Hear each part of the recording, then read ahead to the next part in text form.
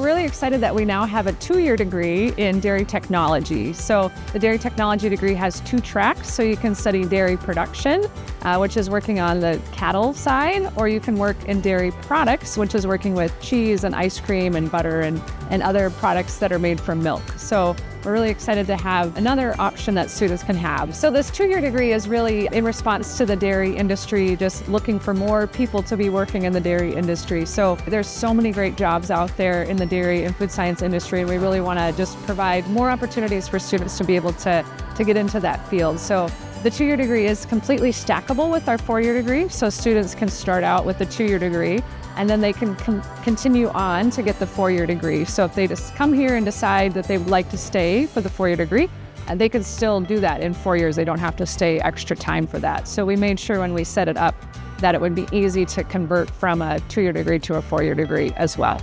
It's a great opportunity to come in and you can get lots of hands-on experience. You can work in the dairy plant. You can have internships on local dairy farms as well. So there's a lot of opportunities that you can get great training, be able to get great jobs at industry with a 2-year degree, or you could continue on to the 4-year degree as well.